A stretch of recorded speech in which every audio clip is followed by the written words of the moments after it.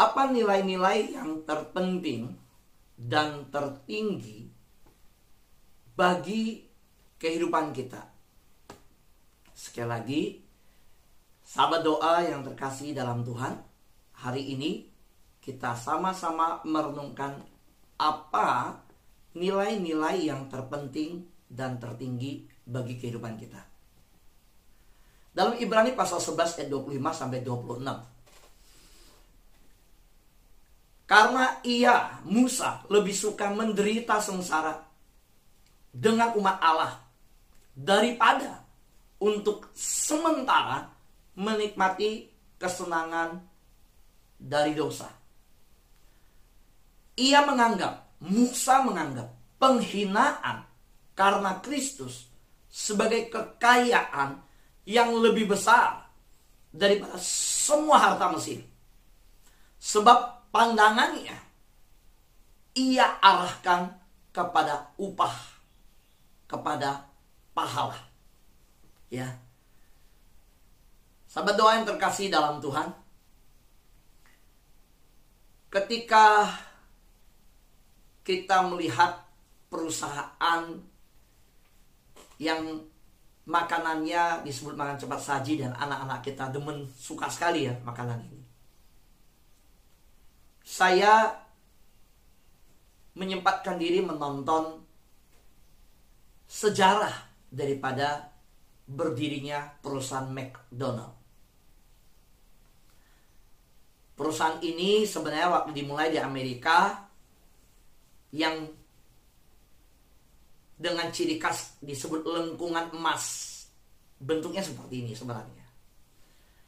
Dan pertama kali berdiri itu sampai hari ini sudah berbeda orangnya, ownernya. Di dalam kisah yang ditampilkan tentang McDonald, ketika saya lihat dan tonton, cukup berbeda dari apa yang mungkin dikenal oleh banyak orang. Bahwa dalam perusahaan yang dimulai oleh kakak adik ini, yang salah satunya bernama McDonald, lalu ada satu yang masuk ke dalam perusahaan tersebut dan menaruh sahamnya.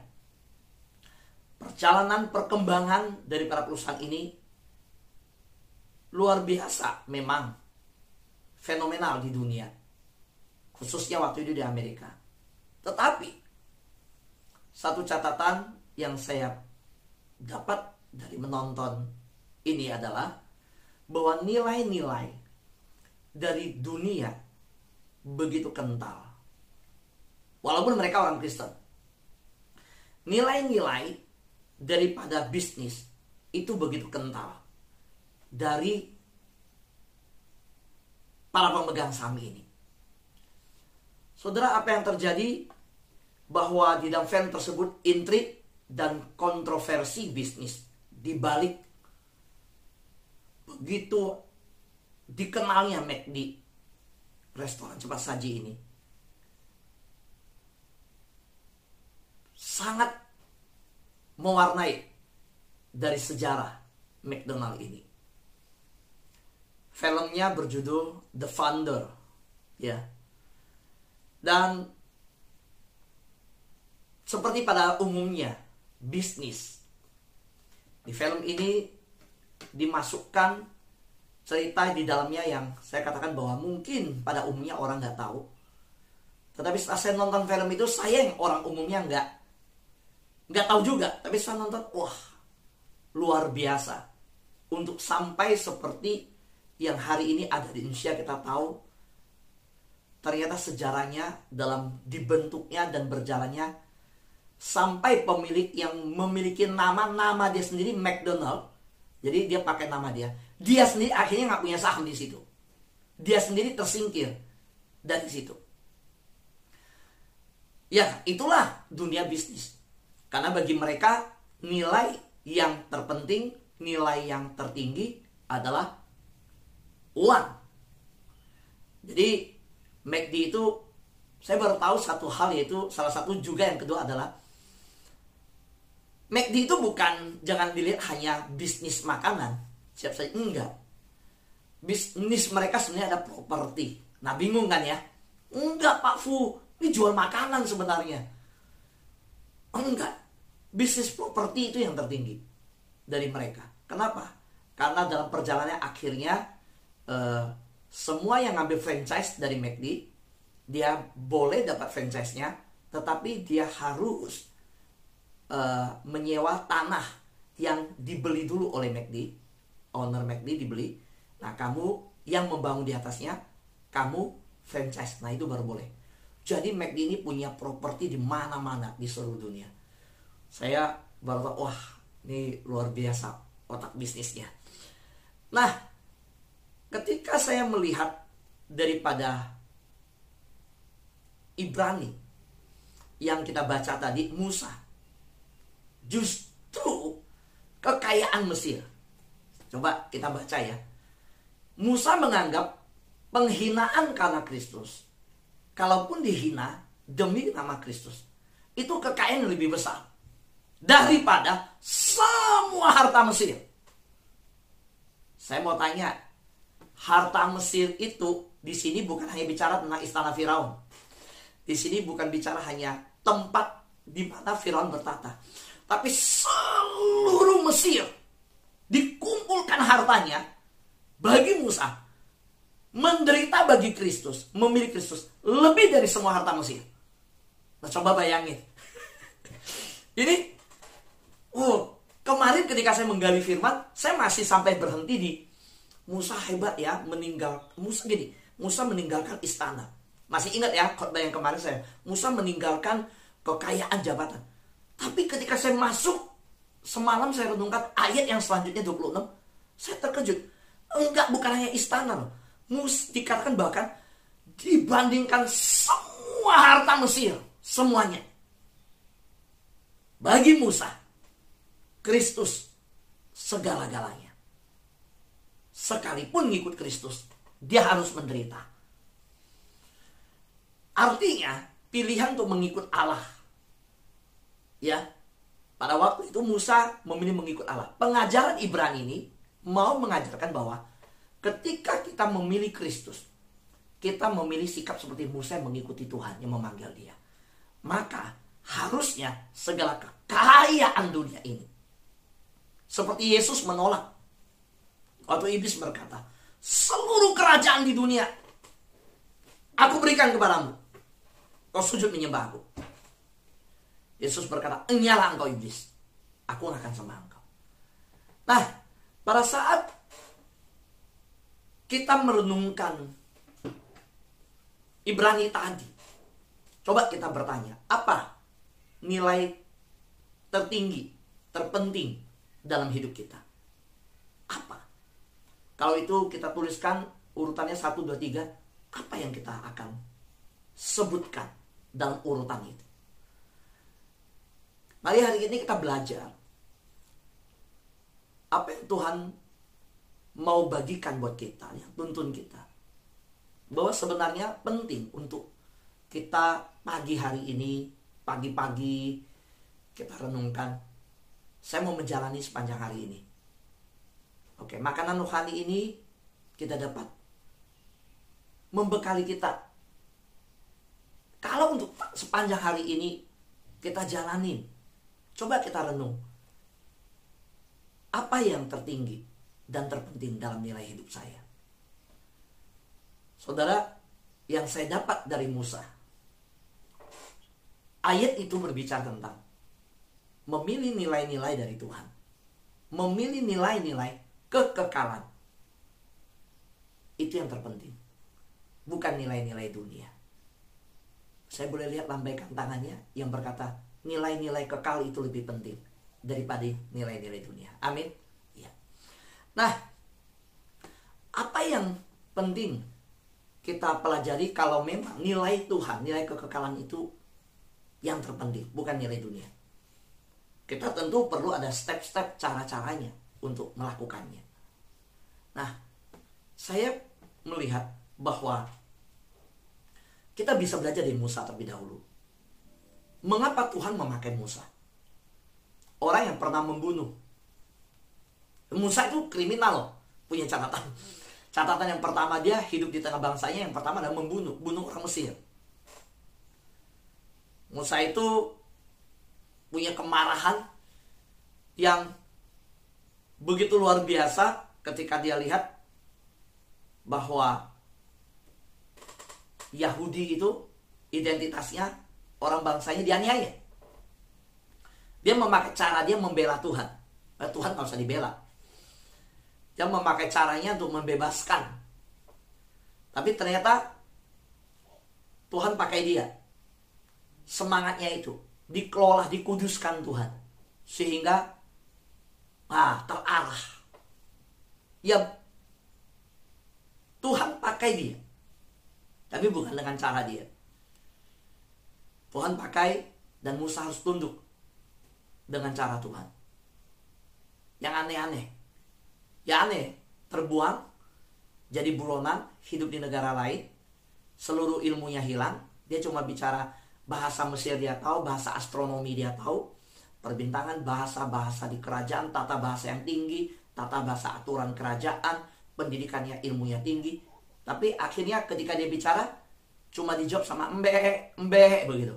Kambing domba. Pengembara kambing domba.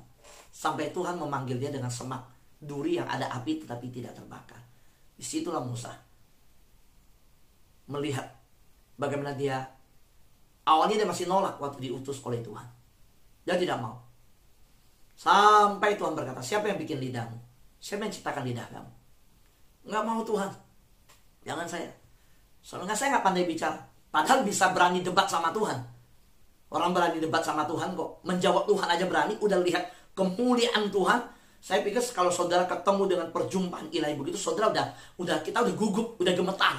Lihat, ada semak belukar, ada suara keluar dari situ, dan suara Tuhan lagi. Dan seutus dia pergi. Dia nolak. Berani nolak panggilan Tuhan. Tapi Tuhan panjang sabar. Tuhan tidak berputus asa. Tuhan terus kasih kesempatan. Sampai dia bilang, aku gak pandai bicara Tuhan. Dia bilang, siapa yang bikin lidahmu? Ya udah, kalau kamu tetap, itu ada saudaramu. Ada yang datang, Harun. Nah, Harun akan menjadi penyambung lidah. Saudara, lalu mengapa Tuhan pakai orang seperti Musa? Karena Musa membuat resolusi. Saudara, kita sudah terbiasa. Saudara bikin resolusi nggak tahun 2001 atau masuk tahun 2022? Kita bikin resolusi ya. Tahun depan saya mau akan begini, saya rencanakan begini. Nah, itu resolusi. Nah, Musa membuat sebuah resolusi yang akhirnya membentuk kehidupannya. Resolusi Musa apa? Yaitu tadi. Ini keputusannya. Ini resolusinya. Musa menganggap penghinaan karena Kristus sebagai kekayaan yang lebih besar daripada semua harta Mesir. Yang kedua, dia mengarahkan pandangannya kepada upah. Soalnya kalau kita pelayanan, yang memberi kita upah itu bukan manusia, Tuhan. Justru kita harus mengarahkan bukan kepada penghargaan dari manusia. Kalau udah dihargai manusia, sudah gak dapat dari surga. Bahkan yang kedua, kita bisa jatuh dalam kesombongan. Soalnya yang terkasih Tuhan, kalau kita lihat, Musa mengambil sebuah resolusi. Ini resolusinya. Ya. Menganggap kekayaan seluruh Mesir tidak sebanding dengan dia ngikut Tuhan. Dan kedua, dia ngikut Tuhan, dia lihat kepada upah. Saudara, kita harus mengarahkan diri sekarang ini ikut Tuhan kepada mahkota kehidupan. Kepada perkara-perkara di atas. Jangan yang di bumi. Kalau kita arahkan kepada di bumi, saudara kita bisa kecewa. Soalnya kalau kita arahkan, soalnya pelayanan tidak menjanjikan mulus. Soalnya pelayanan tidak menjanjikan semua orang di sekitar kita baik. Pelayanan itu tidak menjanjikan semua jalan kita itu pasti didukung. Pelayanan tidak menjanjikan semua ide kita itu pasti diterima. Soalnya coba di gereja. Ya, coba dalam persekutuan, coba dalam apapun. Kita semua pernah alami. Tapi yang Tuhan janjikan adalah bahwa kapal kapal kita yang berlayar ini sampai ke tepian. Sekalipun ada ombak, ada gelombang, ada badai, Tuhan mau kita mengarahkan pelabuhan itu, kita akan sampai. Nah, Musa tipe yang membuat resolusi. Dia mengambil keputusan. Saya mau kepada pahala yang di surga. Saya mau mengejar upah. Dan dia melihat yang di dunia ini, semua itu sampah. Nggak ada artinya. Nah, kalau yang namanya sampah, jangan simpan di hati. Saudara, kita harus siap bahwa dalam pelayanan bisa tergores. Sampah yang dibuang ke tong sampah, jangan disimpan. Kita harus tetap teguh, kita harus tetap tegar, kita harus berjalan ikut Tuhan. Saudaraku yang terkasihan Tuhan, Musa membuat resolusi demikian, bahwa dia tidak membiarkan jalannya ke surga itu terputus. Tidak ada yang bisa memisahkan dia dari kasih Kristus. Nah, kalau kita baca, ya, saja kita baca di dalam bahasa yang lebih sederhana, dalam terjemahan Alkitab dengan bahasa yang mudah dibaca. Ia menganggap lebih baik menderita untuk yang dijanjikan itu daripada mendapat seluruh kekayaan Mesir. Ia sedang menantikan upah yang akan diberikan Allah kepadanya. Nah, inilah ayat yang mengungkapkan motivasi Musa ngikut Tuhan. Mengungkapkan nilai yang ditaruhkan Musa di hati dan pikirannya. Yaitu apa? Janji Tuhan. Jadi ia menganggap lebih baik menderita untuk yang dijanjikan itu. Dan saudara dan saya, hari ini, kita mari mengikut Tuhan untuk janji yang daripada Tuhan itu. Sehingga penderitaan yang di dunia dalam melayani Tuhan itu sementara. Saudara, mari kita seperti Musa. Mungkin saudara belum mengambil resolusi di tahun 2021. Saudara belum berdoa sama keluarga, mengambil keputusan. Doa, fellowship di akhir tahun. Tapi hari ini, mari. Ketika nanti keluarga kita, anak kita bangun, suami kita bangun, kita yang lebih dulu bangun, kita satu bersama komunitas ini, kita bersama-sama. Kita mengajarkan keluarga kita, kita sampaikan, kita ajak mereka menantikan upah yang akan diberikan Allah kepada keluarga kita. Dan kalau kita mengajak keluarga kita menantikan upah yang dijanjikan, menerima janji Tuhan, maka mari coba dibikin list yang menghalangi keluarga kita menuju janji itu apa. Jangan sampai nilai-nilai dunia masih dalam keluarga kita jalani. Sahabat-sahabat doa yang saya kasih dalam Tuhan. Saudara, ini kalimat saya mau jelaskan ya. Musa membuat penilaian nilai. Membuat penilaian terhadap nilai. So, gak semua nilai itu kita bisa terima. Boleh semua nilai itu ada. So, orang dunia punya nilai. Orang dunia punya nilai begini. Lu tahu gak, gua ini orang baik loh. Ya, orang dunia bisa bilang begini. Pak Fu, contoh. Atau bicara gitu kan. Pak, ini, saya ini orang baik. Kalau orang baik sama saya bisa baik sama orang. Tapi kalau lu jangan coba-coba jahat sama gua. Lu jahat sama gua bisa 1000 kali lebih jahat dari lu. Tapi kalau lu baik, gua baik sama lu. Wah, yang ngomong begitu bangga lagi. Anak Tuhan lagi. Aduh, saya bilang cilaka 12. Anak Tuhan tuh, kita gak akan, itu prinsip bukan di dalam Alkitab, gak sesuai. Karena kalau kita prinsip begitu, lu tahu gak, gue orang baik loh. Kalau orang baik sama gue baik. Berarti kebaikan kita berdasarkan nunggu orang baik apa enggak dulu. Enggak.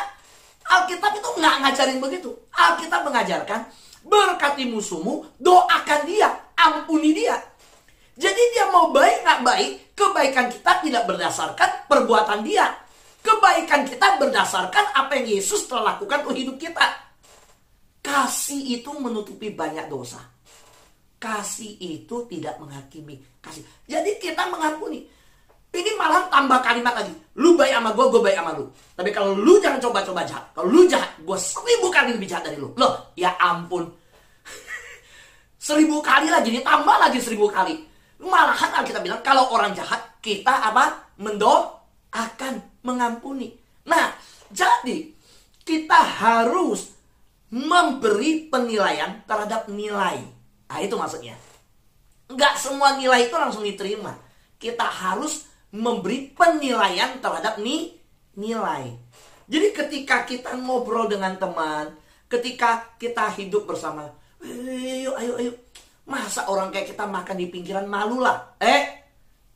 Itu enggak. Kalau kita makan di pinggir jalan, kita bilang, maaf ya perut saya pernah kena tipes. Saya makan, kalau yang agak nggak bersih, saya bisa sakit perut dan saya pernah kena tipes karena salah makan, lihat nggak higienis.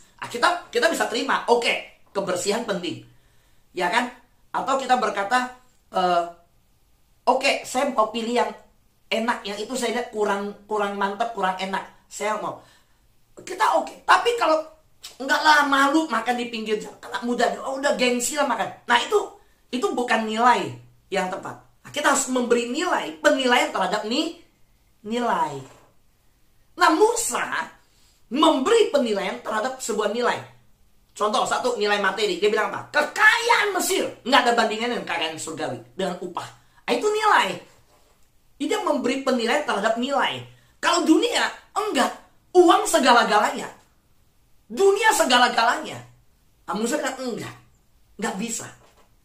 Nah, saudara, karena itu mari kita bersama-sama melihat, ya, kembali. Kok saya salah sebentar ya, saya share.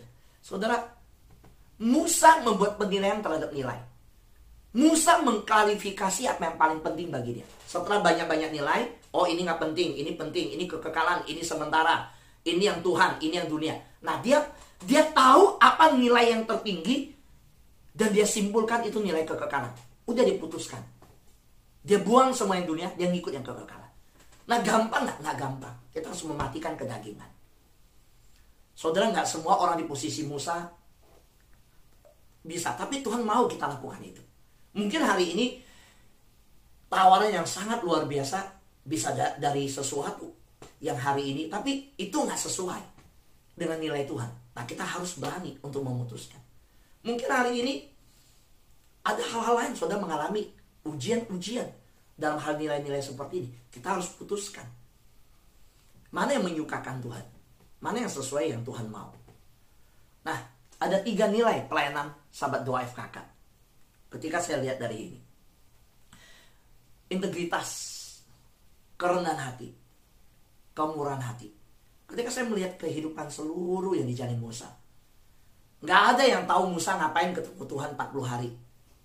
Tidak ada yang tahu bagaimana. Tapi Musa, tentu saya nggak tahu seberapa banyak orang tahu dia pernah membunuh. Tetapi ketika saya lihat, bahkan ketika saya berdoa untuk komunitas kita, keluarga sahabat doa ini, maka saya berdoa. Saya belajar, bukan berarti saya bisa. Bukan saya sempurna dalam nilai ini, enggak. Justru saya mau belajar. Saya minta Tuhan seumur hidup sampai saya mati, akhirnya saya boleh lakukan 3 nilai ini. Integritas, kerendahan hati, kemurahan hati. Saudara yang terkasihan Tuhan, biarlah 3 nilai ini. Saya nggak tahu maksud Tuhan apa, tapi saya berdoa Tuhan akan bukakan dalam perjalanan bahwa integritas ini dibutuhkan dalam keluarga rohani ini, bahwa kerendahan hati ini sangat diperlukan di keluarga rohani ini, bahwa kemurahan hati sangat diperlukan dalam keluarga rohani ini. Nah, biarlah nanti ke depan dalam perjalanan Tuhan tuntun kita satu demi satu untuk bagaimana menghidupi ini. Kita semua masih lemah. Saya masih banyak kekurangan. Tapi biarlah nilai-nilai ini menuntun kita. Tuhan tolong kita. Soalnya apa yang paling penting bagi saya? Apa yang nilai tertinggi bagi hidup saya? Yuk, saya ingin ini menjadi perkataan kita. Sama-sama katakan. Ya, yuk, di rumah masing-masing gak usah buka nih. 1, 2, 3. Apa yang paling penting bagi saya? Apa yang nilai tertinggi dalam hidup saya? Oke. Saudara, biarlah pertanyaan ini kita berikan bagi diri kita sendiri. Kita tanya pada diri kita sendiri. Kalau Anda tidak memutuskan apa yang penting dalam hidup saudara, ya, dunia akan memutuskan untuk kita. Kenapa saya ngajak kita? Coba kita tanya deh, habis ibadah ini kita tanya. Begini, habis ibadah ini saudara coba tuliskan 3 nilai terpenting bagi hidup saudara. Kirim di WhatsApp group. Yang belum ada di WhatsApp group, silakan beritahu saya, nanti saya add masuk ke dalam. Coba kita bagi ke teman-teman kita. Teman-teman bagi saya nilai tertinggi ini. Diskusikan. Atau dari yang lain, boleh. Tapi mungkin saudara, saya lupa khotbah ini banyak slide-nya. Nah, saya kirim semua slide-nya ke grup. So, lihat. Slide yang mana kalimatnya yang menjadi rema bagi saudara. So, boleh diskusikan. Saudara, biar perjalanan rohani kita ini, saya lihat pemuridan itu penting. Karena Yesus berkata, pergilah ke seluruh bumi, jadikanlah semua bangsa muridku. Bukan jadikan semua anggota gereja, anggota. Enggak, kita mau jadi anggota. Kita jadi murid. Sahabat rohani ini, keluarga kita ini, kita jadi murid, saudara. Kita bukan mencari member sebanyak. Kalau member sebanyak nggak jadi murid, nggak ada artinya, saudara. Dan saudara jangan ngikut saya. Saudara ngikut Kristus. Paulus berkata, ikutlah aku karena aku ikut teladan Kristus. Kalau saudara lihat saya tak ngikut Kristus, saudara jangan ikut saya. Saudara salah jalan nanti. Saudara ngikut Kristus.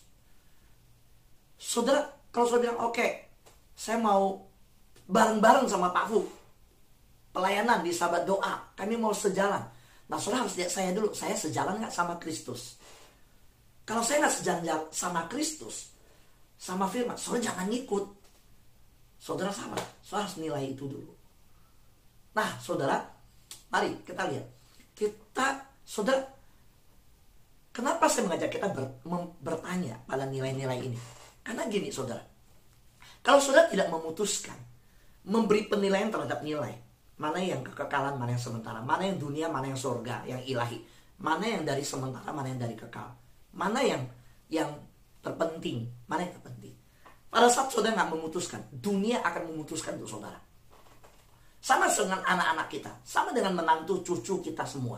Kalau kita bicara dengan mereka, kita ngobrol, kita nggak kasih yang positif, nilai-nilai yang benar, firman Tuhan. Kita bicara yang hanya apa adanya. Kita nggak taruhkan nilai-nilai firman Tuhan. Nanti dia berteman di luar, dunia akan kasih mereka nilai. Saudara, dunia akan mendorong saudara dalam budayanya mereka. Akhirnya saudara akan menjalani hidup saudara dengan nilai-nilai dunia, bukan nilai-nilai Tuhan. Karena itulah pagi ini saya menganggap penting di tahun baru ini 2022. Saudara ambil keputusan. Apa yang penting? Bangun pagi, mau tidur, apa yang penting dalam hidup kita? Apa yang tertinggi nilainya bagi hidup kita? Saudara, kita harus memutuskan. Ada banyak hal. Olahraga dulu atau selesai ibadah bersama dalam keluarga baru pergi olahraga. Atau saudara putuskan, saya nggak usah ikut sahabat doa lagi, saya olahraga dulu pakai waktu. Silakan. Tapi kita harus memutuskan. Gitu kan? Nah saudara, ketika saudara tahu apa yang penting, terpenting, tertinggi bagi hidup Anda, dan saudara hidup dengan nilai-nilai Tuhan itu, yaitu nilai-nilai kekekalan, Tuhan akan memakai hidup saudara dan memberkati saudara. Amin saudara. Saya ulangi, saudara, kalau kita, saya ulangi ya, saya balik lagi ya, sebentar ya. Ya, ketika Anda, saya tampilkan lagi, yuk kita lihat sekali lagi ya. Ketika saudara tahu apa yang penting bagi hidup saudara, ya, apa yang terpenting, apa yang tertinggi, nilai-nilai yang tertinggi bagi hidup kita, dan kita putuskan hidup dengan nilai-nilai Tuhan, nilai kekekalan, saya sangat percaya Tuhan pasti memakai hidup saudara. Tuhan pasti memberkati saudara. Tuhan pasti menjadikan engkau alat di tangan yang luar biasa. Tuhan mau memakai orang demikian. Seperti Tuhan memakai Musa, Tuhan mau memakai hidup saudara. Amin. Tuhan berkati kita semua.